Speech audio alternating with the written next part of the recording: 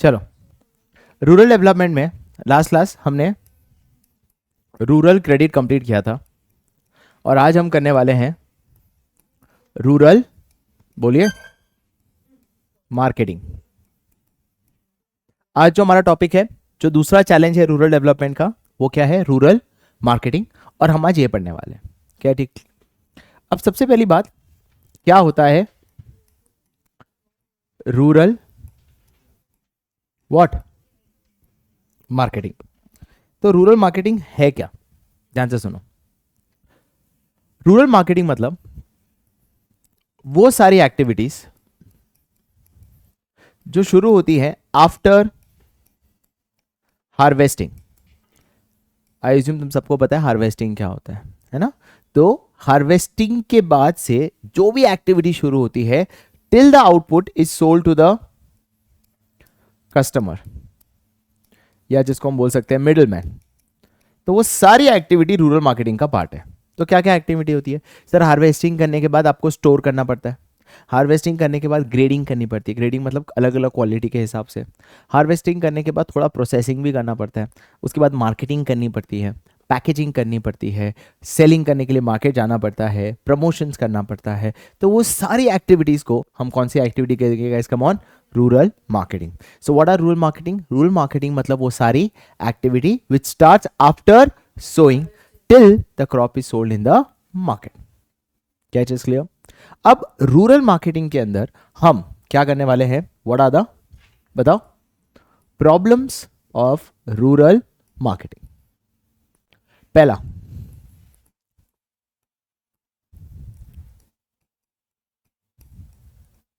Manipulation of accounts. दूसरा, distress sale. तीसरा, lack of transportation. And चौथा, lack of information regarding price. चार problems है रूरल मार्केटिंग में।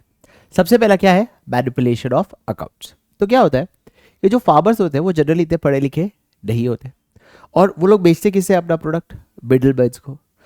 तो मिडिल मैन्स क्या करते हैं? इसका फायदा उठाते हैं। कैसे फायदा उठाते हैं? पहला, फॉल्टी वेट्स। सर, क्या होता है फॉल्टी वेट्स? मतलब वजन जितना दिखाना चाहिए मशीन में कुछ सेटिंग करके उससे कम दिखता है। फॉर एग्जांपल 10 किलो का है तो 8 किलो ही दिखता है और फार्मर्स उसके लिए कुछ कर नहीं पाते। इसे कहते हैं फॉल्टी वेट्स।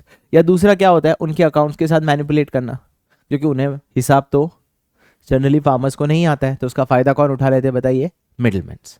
क्या चीज क्लियर हुआ? तो ये इस तरह का पहला एक्सप्लॉयटेशन मिडिलमैन्स करते हैं।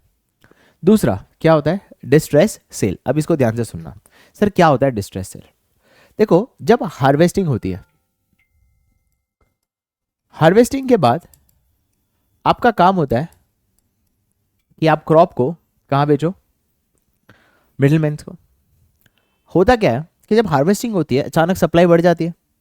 सप्लाई तो बढ़ेगी, पर क्या बायर एक साथ सारा खरीदता है? कस्टमर तो धीरे धीरे खरीदता है। तो सारा बल्क में कौन खरीदेगा? बताइए, मिडिलमैन्स। अब यहां पे क्योंकि मार्केट में अचानक सप्लाई बढ़ गई और डिमांड उतनी ज्यादा नहीं है, तो फर्स्ट चीज प्राइस अपने आप क्या हो जाती है? गिरेगी, हाँ या ना? फॉर एग्जाम्पल लेट्स से कि राइस पर किलो 35 रुपीज का कॉस्टिंग आ रहा है। मिडिलमैन कस्टमर को 80 में बेच रहा है, पर वो फार्मर से कितने में खरीदता है? पता है? खाली 45 रुपीज, इतना ही। मतलब मेहनत किसने की? पूरा फार्मर्स ने, पर फायदा कौन उठा के लेके जा रहा है? मिडिलमैन। सर, ऐसा क्यों हो रहा है? फार्मर्स वेट क्यों नहीं करता? फार्मर्स क्यों नहीं सीधा कस्टमर को बेच दे 80 रुपए में? या जब मार्केट का प्राइस बढ़ेगा तब बेचे। वो 45 पे क्यों बेचता है? क्योंकि 45 क्यों हो रहा है? क्योंकि जब हार्वेस्टिंग होती है अचानक क्या बढ़ जाती है? बताइए, सप्लाई, पर उतनी बायर डिमांड, तो प्राइस तो गिरेगा। तो फार्मर्स वेट कर सकता है, बट फार्मर्स वेट नहीं कर पाता बिकॉज उनके पास क्या नहीं होती? Lack of storage facility. Sir, facility storage की नहीं होती, तो अगर वो लोग इनको नहीं बेचेंगे तो क्रॉप क्या हो जाएगा, फसल क्या हो जाएगी, खराब। तो खराब होने से बेटर है कि उनको कम भाव में क्या कर देते हैं, बेच देते हैं। और इसकी वजह से बहुत ही कम प्राइस में फार्मर्स किसको बेच देता है बताइए, मिडलमैन को। इस टर्मिनोलॉजी को हम क्या बोलते हैं, डिस्ट्रेस सेल। क्या चीज क्लियर? तो सर डिस्ट्रेस सेल हो गया। तीसरा क्या है, लैक ऑफ ट्रांसपोर्टेशन। मतलब क्या सर, फार्मर्स को आखिर में मार्केट में बेचने के लिए अगर कस्टमर तक पहुंचना है तो ट्रांसपोर्टेशन फैसिलिटी चाहिए, वो भी उनके पास नहीं है। एंड चौथा, देखो आज का जमाना इंटरनेट का है, पहला जमाना इंटरनेट था नहीं, तो फार्मर्स को नॉलेज भी नहीं थी कि एक्चुअली मेरा प्रोडक्ट कस्टमर को क्या प्राइस में बिका जा रहा है, ताकि कुछ बार्गेनिंग हो सके। तो ये 4 कारणों की वजह से मार्केटिंग में फार्मर्स उतना अच्छा कमाई नहीं कर पाता, जिसका सबसे बड़ा कारण तो क्या है बताइए, डिस्ट्रेस सेल। स्टोरेज फैसिलिटी नहीं होने की वजह से मिडलमैन सारा फायदा उठाता था। मतलब मेहनत कर रहा है फार्मर्स, पर मलाई कौन खा रहा है, पूरा का पूरा मिडलमैन, क्योंकि उनके पास क्या है बताइए, पैसा। और इसी प्रॉब्लम को सॉल्व करने के लिए गवर्नमेंट ने कुछ रिफॉर्म्स लाए। गवर्नमेंट ने क्या लाया बताइए, रिफॉर्म्स, जिसके अंदर पहला रिफॉर्म है रेगुलेटेड मार्केट। जिसका मतलब क्या है कि गवर्नमेंट ने बोला कि हम लोग हर एक प्रॉब्लम का 1-to-1 सॉल्यूशंस निकालेंगे। सर क्या 1-to-1 सॉल्यूशन है? सबसे पहली प्रॉब्लम क्या है बताइए, मैनिपुलेशन ऑफ अकाउंट्स। जिसका मतलब क्या हो रहा है कि सर हमारा जो अकाउंट्स है वो मैनिपुलेट हो रहा है। तो ऐसा कर लेते हैं कि हम ही, गवर्नमेंट ने क्या किया, हर 4-5 गांव के बीच में एक मंडी बना दी, जिसको बोलते हैं मार्केट। तुमने सुना होगा कि गांव में जब भी जाते हो ना, मंडी जाते लोग। मंडी मतलब क्या होता है कि 5-6 गांव के बीच में एक बड़ा सा मार्केट होता है। अब इस मार्केट के अंदर एक मार्केटिंग कमेटी होगी। कौन होगी बताइए, इस मार्केट के अंदर मार्केटिंग कमेटी होगी। इस मार्केटिंग कमेटी के अंदर जो मेंबर्स होंगे वो कुछ ऐसे होंगे जो किसको रिप्रेजेंट करते हो बताइए, गवर्नमेंट को रिप्रेजेंट करते हो। कहने का मतलब क्या है कि रेगुलेटेड मार्केट के अंदर कुछ मार्केट्स ऐसे होंगे, मतलब एक ऐसा मार्केट जिसके अंदर मार्केटिंग कमेटी होती है, और उस मार्केटिंग कमेटी के अंदर कुछ मेंबर्स हैं, वो किसके होते हैं बताइए, गवर्नमेंट के रिप्रेजेंटेटिव। और वो लोग इंश्योर करते हैं fair trade practice. Now what do you mean by fair trade practice? मतलब वो इंश्योर करेंगे कोई तरीके का मैनिपुलेशन ना हो। जैसे एग्जांपल फॉल्टी वेट्स हो तो भाई इस मार्केट में स्टैंडर्डाइज मशीन ही आएगी और वही मशीन डिसाइड करेगा कितना वेट होना चाहिए। प्राइस की तकलीफ है, हम पहले से रिफ्लेक्ट कर देंगे उस मार्केट में कि एक्चुअल क्या प्राइस में जाता है। तो इससे मैनिपुलेशन कोई तरीके का नहीं होगा, उनके हिसाब में कोई तरीके का क्या नहीं होगा, कोई तरीके का मैनिपुलेशन या और क्या वर्ड यूज करते हैं, गोलमाल नहीं होगा। क्या चीज क्लियर? झोल नहीं होगा। ठीक है, ओके, नहीं आया वो word, clear? So first is regulated market. इसने कौन सी प्रॉब्लम को सॉल्व करने के लिए किया? Manipulation of accounts. दूसरी प्रॉब्लम डिस्ट्रेस सेल के लिए सरकार ने खुद क्या बनाया? Warehousing facility. जिसका मतलब क्या कि सरकार बोल रहे कि हम आपके लिए वो इंफ्रास्ट्रक्चर बनाएंगे, हम वो वेयर हाउस बनाएंगे। उस वेयर हाउस में जाके फार्मर्स अपने आउटपुट को स्टोर कर सकते हैं, और जब अच्छा प्राइस मिलेगा, when the farmer will get a good price, they can supply in the market. जिसका मतलब जो बहुत बड़ी प्रॉब्लम थी डिस्ट्रेस सेल की कि भाई स्टोरेज नहीं है तो बेचेंगे कैसे, और अभी बेचना पड़ेगा तो कम भाव में बेचना है, इससे बेटर है कि हम आपको क्या प्रोवाइड कराएंगे, वेयर हाउसिंग, क्योंकि तुम्हारे पास वो वेयर हाउसिंग नहीं है। क्लियर? तीसरा, गवर्नमेंट कहता है कि देखो फार्मर्स के साथ एक्सप्लॉयटेशन इसलिए होता है क्योंकि फार्मर्स अकेला है, क्यों ना फार्मर्स मिलजुल के काम करें। इसलिए गवर्नमेंट हमेशा प्रमोट करता था agriculture cooperative marketing society. Sir मिलके काम करो, एक कोऑपरेटिव सोसाइटी बनाओ जहां सभी फार्मर्स मिलके एक डिसीजन लेंगे। सर अगर एक फार्मर्स 50 में बेच रहा है और दूसरा फार्मर्स 45 में बेच रहा है, एक दूसरे का प्राइस तोड़ रहे हो, राइट? क्योंकि प्राइस का कोई स्टैंडर्डाइजेशन नहीं है। अगर मिलके डिसाइड करोगे कि हर कोई फार्मर इसी भाव में बेचेगा, तो क्या कोई मिडिल मैन खरीद पाएगा आपको? मिडिल मैन आपके साथ तभी एक्सप्लॉइट कर सकते हैं जब आप अकेले हो। तो मार्केट में कहीं ना कहीं मैं गेम खेल सकता हूँ। फॉर एग्जाम्पल, एक इसने 50 बोला, भाई दूसरा फार्मर तो 49 में दे रहा है, बोले चलो मैं 49 में दूँ, दूसरा फार्मर 48 में दे रहा है, मतलब मैं क्या कर सकता हूँ, गेम खेल के प्राइसेस को गिरा सकता हूँ। पर अगर सोसाइटी आप खुद बना दो और कोऑपरेटिव सोसाइटी डिसाइड करेगा कि इसी भाव में इस साल मार्केट में बिकेगा, तो हर हर फार्मर एक जैसा डिसीजन लेगा, जिसकी वजह से उनका क्या बढ़ेगा बताइए? Bargaining power. क्या बढ़ेगा?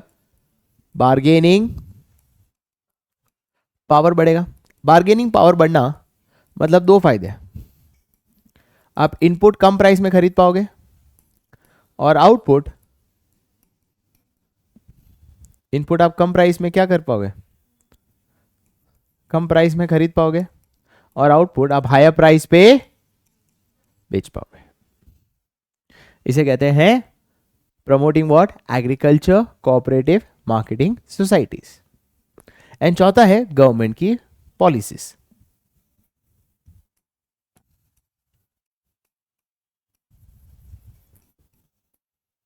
सर गवर्नमेंट की क्या पॉलिसी है? गवर्नमेंट बोलता है एमएसपी पे खरीदेंगे, बफर स्टॉक मेंटेन करेंगे और गरीबों को देंगे in the form of public distribution system. Sir ये क्या है? अभी गवर्नमेंट ने कुछ पॉलिसीज निकाली ताकि फार्मर्स को एक स्टेबल इनकम मिले। एमएसपी पे खरीदना, क्या होता है एमएसपी पे खरीदना? Minimum support price. सर ये क्या होता है मिनिमम सपोर्ट प्राइस? मैं समझाता हूँ। याद है मैंने मेरी कहानी बताई थी, 35 का कॉस्टिंग है, 45 रुपए ही दे रहा है मिडिलमैन, राइट? फार्मर्स बोलता है कोई बात नहीं, गवर्नमेंट बोलता है 55 रुपीज से नीचे फार्मर्स कोई बेचेगा नहीं। क्या गवर्नमेंट ने जो प्राइस डिसाइड किया वो क्या मार्केट को एक्सेप्ट करना पड़ेगा? जरूरी है? कोई बोल सकता है मुझे नहीं खरीदना। तो जो गवर्नमेंट सेट कर रहा है प्राइस, उससे कैसे मार्केट चलेगा बताइए? अरे समझ आया? बिकॉज गवर्नमेंट कहता है what do you mean by MSP? MSP मतलब 55 रुपीज अगर गवर्नमेंट डिसाइड करती है तो उस प्राइस पे गवर्नमेंट सब कुछ खरीदने को तैयार है। गवर्नमेंट क्या कहेगी? At 55 rupees I am ready to buy all the quantity. तो क्या फार्मर्स 55 से नीचे बेचेगा उस मार्केट में? क्योंकि 55 पे तो कौन बेचने को तैयार है बताइए? खरीदने को तैयार है गवर्नमेंट। तो मिडिल मैन को 55 या 55 के ऊपर से ही खरीदना पड़ेगा। 55 के नीचे तो कोई फार्मर्स बेचेगा क्या? क्योंकि वो सब कुछ कौन खरीदने को तैयार है? गवर्नमेंट। तो गवर्नमेंट एमएसपी पे सब बफर स्टॉक खरीदता है, सारा स्टॉक खरीदता है। उसको किस तरह से मेंटेन करता है बताइए? हमारे देश में बफर स्टॉक को मेंटेन करने वाला होता है food corporation of India. Government की एक बॉडी है जिसका काम है जितना भी स्टॉक खरीदा उसको मेंटेन करने का काम किसका है बताइए? Food corporation of India. और इससे हम लोग क्या कर सकते हैं? Price stabilisation. क्या कर सकते हैं? Price stabilisation. सब बॉडी मीन बाय प्राइस स्टेबिलाईजेशन कि अचानक अगर मार्केट में प्राइस बढ़ जाए, प्राइस बढ़े और प्राइस को गिराना हो तो क्या कर सकते हैं बताइए? सप्लाई बढ़ा दो। क्योंकि फॉर एग्जांपल अगर ऑनियन के प्राइस बढ़ जाए तो गवर्नमेंट क्या करेगी? सप्लाई बढ़ा देगा ऑनियन का, तो ऑटोमेटिकली प्राइस क्या हो जाएगा? गिर जाएगा, राइट? पहले क्या होता था, मिडिल मैन इसका बहुत फायदा उठाते थे। तुम देखना सबसे ज्यादा, मैं फ्रूट्स और वेजिटेबल्स की बात करूं तो सबसे ज्यादा प्राइस फ्लक्चुएशन ऑनियन में होता है। कभी 20 रुपए का किलो मिलता है, कभी अचानक 100 रुपए का हो जाता है। सर ऐसा क्यों होता है? The reason is onion is one of those fruits and vegetables जहां पे vegetables which has a higher shelf life as compare to other crops, other vegetables. उसकी शेल्फ लाइफ ज्यादा है तो उसको होर्डिंग कर सकते हैं। तो मिडिल मैन क्या करता है? कम भाव में खरीद लेता है फार्मर से और वो मार्केट में सप्लाई नहीं करता, तो अचानक प्राइस क्या हो जाएंगे? प्राइस बढ़ जाते हैं, और प्राइस जब बढ़ जाते हैं मिडिल मैन धीरे धीरे निकालते हैं, जिससे क्या हो रहा है? सारा फायदा कौन उठा रहा है बताइए? Middle man. गवर्नमेंट क्या करेगा? ऐसा होने नहीं देगा। गवर्नमेंट खुद के पास, उनके पास भी तो स्टॉक होगा। जैसी प्राइस बढ़ जाए गवर्नमेंट सप्लाई बढ़ा देता है कम भाव में ताकि प्राइस वापस स्टेबल हो जाए। इसे कहते हैं प्राइस स्टेबिलाईजेशन। और वो तभी पॉसिबल है जब गवर्नमेंट क्या मेंटेन करता है बताइए? और फिर उसी स्टॉक से गरीबों को भी देता है in the form of public distribution system. क्या इट इज क्लियर? तो बफर स्टॉक एमएसपी पे खरीदेंगे, बफर स्टॉक मेंटेन करेंगे और गरीबों को देंगे in the form of public distribution system. तो गवर्नमेंट ने 1-to-1 सॉल्यूशंस निकाले प्रॉब्लम्स के, जैसे रेगुलेटेड मार्केट जहां पे मैनिपुलेशन नहीं होगा, कोऑपरेटिव सोसाइटीज ताकि फार्मर्स का बार्गेनिंग पावर बढ़े, वेयर हाउसिंग फैसिलिटी ताकि डिस्ट्रेस सेल जैसी प्रॉब्लम ना हो, एंड चौथा गवर्नमेंट एमएसपी पे खरीदेगा, बफर स्टॉक मेंटेन करेगा और गरीबी को देगा in the form of public distribution system. कितना बढ़िया 1-to-1 सोल्यूशन निकाला। तो फिर भी सर हमारे देश में फार्मर्स की प्रॉब्लम आज भी क्यों है? क्यों आज भी फार्मर्स को उतना अच्छा प्राइस नहीं मिलता? The biggest problem is solutions अच्छे हैं, 1-to-1 प्रॉब्लम को सॉल्व भी करता है, पर क्वेश्चन वही आता है कि इसका कवरेज कितना है, ये सरकार का बेनिफिट कितने लोगों को कवर कर रहा है, what is the coverage? Our country has more than 55% population as farmers, मतलब 150 करोड़ में 75 to 80 करोड़ हमारे देश में फार्मर्स है। कितने सारे देश मिला के तो खाली फार्मर्स हमारे देश में। क्या हमारी इतनी कवरेज है? The answer is no. सिर्फ कितना परसेंट कवर करता है? Any guess? 10%। इट्स जस्ट 10%, मतलब 90% लोग आज भी are exploited by whom? Middlemans. Sir government कर क्यों नहीं पाते? अरे इतना ही पैसा है, कितना लाएंगे पैसा? मतलब आज भी हम 8 करोड़ तक के लोगों को ये फैसिलिटी प्रोवाइड कर पा रहे हैं, बट आज भी 50-60 करोड़ लोग हैं जिनको ये फैसिलिटी मिलने वाली, क्योंकि इतनी बड़ी पॉपुलेशन को कैसे रीच करे? और गवर्नमेंट उतना फंड नहीं ला सकती एग्रीकल्चर में, बिकॉज आखिर में इकोनॉमी का जो रनिंग व्हील है वो इंडस्ट्री और सर्विस सेक्टर है, and it's not agriculture sector. And that is the reason हमने फिर ढूंढे ऑल्टरनेटिव मार्केटिंग चैनल्स। क्या ढूंढे हमने? Alternative marketing channels. सर ये क्या होता है ऑल्टरनेटिव मार्केटिंग चैनल? मतलब हमने देखा कि भाई गवर्नमेंट रीच नहीं कर पाएगी, गवर्नमेंट ये प्रॉब्लम सॉल्व नहीं कर पाएगी, so we need to find some other channels through which हम ये फार्मर्स की प्रॉब्लम को क्या कर सकते हैं? Solve. And that is the reason हमने 2 प्रॉब्लम सोल्यूशंस ढूंढे इसके। पहला हमने ढूंढा a direct market. So what is a direct market? A market where farmers directly किससे मिलेंगे? बताइए। अरे वाह, मतलब सोच को सलाम। फार्मर्स डायरेक्टली किसको मिलेंगे? कस्टमर्स। मतलब कौन नहीं होंगे इसके अंदर? They will be no middleman. पता नहीं इसमें बोल रहे फार्मर्स नहीं होंगे, फार्मर्स को मिलेंगे, उसमें फार्मर्स ही नहीं होंगे। हाँ वो तो 2 साल हो गए, पता चल गया। फार्मर्स डोंट वरी, मैं किसी स्टूडेंट का नाम नहीं बोलूंगा। फार्मर्स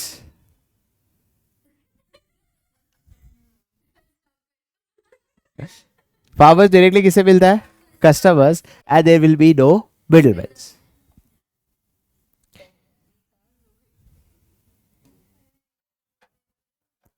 ओके गाइस, ऐसे कोई मार्केट्स है। अच्छा इससे फायदे क्या होंगे?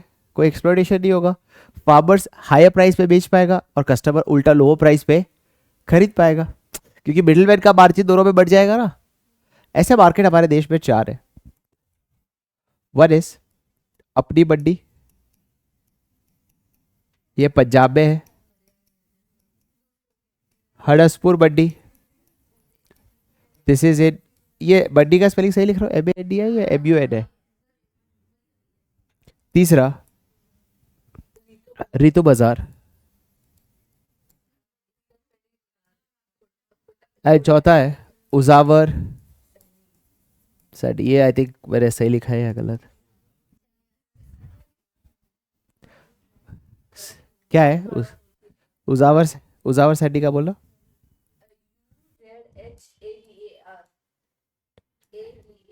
एच बोल देती खाली खाली ad. SADI।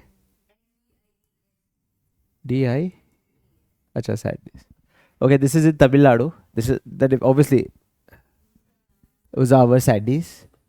One is Rythu Bazaar, next is हड़सपुर मंडी, चौथा है अपनी मंडी।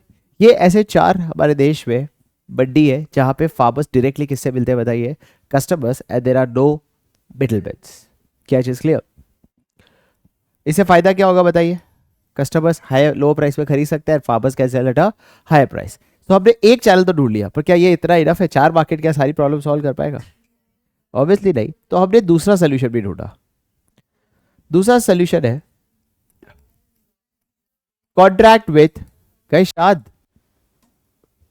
Multinational companies. सर बहुत सारी मल्टीनेशनल कंपनीज है जिनके लिए बेसिक चीज़ें, जैसे for example bread baking business वाले बहुत सारे हैं, फॉर एग्जांपल पिज़्ज़ा रोटीज बनाने वाले, टोमेटो केचप है जिनका प्राइमरी रॉ मटेरियल क्या है, टोमेटो। बैगी है, बैगी कितनी बड़ी कंपनी है, नेस्ले। ऐसी बहुत सारी कंपनीज है जिनको एग्रीकल्चर प्रोडक्ट उनका प्राइमरी है। तो क्यों ना इन फार्मर्स का डायरेक्ट कॉन्ट्रैक्ट इनके साथ करा ले, एमएनसीज के साथ। इसके 3 फायदे। पहला, इनपुट्स कौन प्रोवाइड करेगा, these multinational companies. Second, advance में पेमेंट मिल जाएगा, जिसका मतलब आपको कोई लोन लेने की जरूरत नहीं है। तीसरा, प्री डिटरमाइंड प्राइस होगा, मतलब प्राइस फ्लक्चुएशन का भी कोई डर नहीं है, प्री डिटरमाइंड प्राइस होगा। बस आपको क्या करना है बताइए, डिजायर क्वालिटी प्रोड्यूस करना है and that's it, your problem is solved. Right. Contract with MNC के 3 फायदे क्या है, इनपुट वो देंगे, एडवांस वो देंगे, प्राइस भी पहले से डिटरमाइन हो जाएगा, आपको बस क्या बनाना है, डिजायर क्वालिटी। तो ये हमने कुछ ऑल्टरनेटिव चैनल्स ढूंढे जिससे हम लोग एग्रीकल्चर की मार्केटिंग की प्रॉब्लम सॉल्व कर सकते हैं। But again the question comes, क्या इतनी कवरेज हो पाएगी इसकी? द आंसर इज नो, नहीं हो पाएगा, क्योंकि ऑलरेडी बता दिया पॉपुलेशन इतनी ज़्यादा है। तो पहली बात हमने ये देखा कि रेगुलेटेड मार्केट क्या होता है। सेकेंड, हमने ये देखा कि what are the alternative channels. Now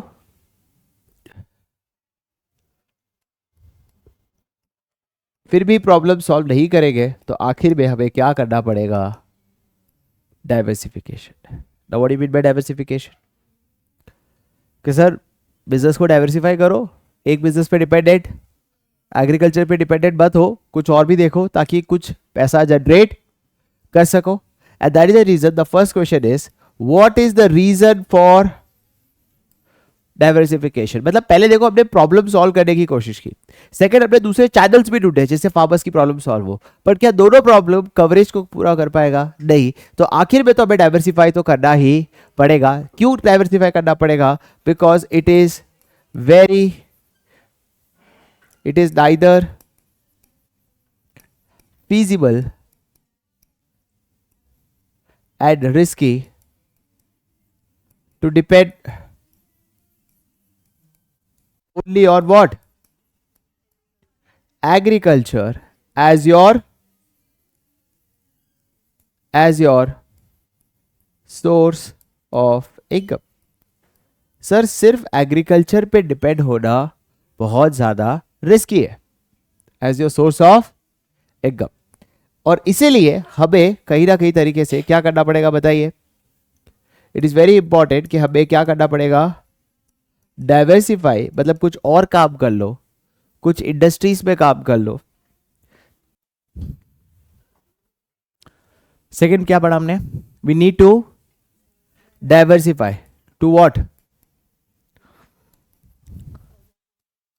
other source of income, ताकि हमें क्या मिल सके, एक ऑल्टरनेटिव लाइवलीहुड ऑप्शन।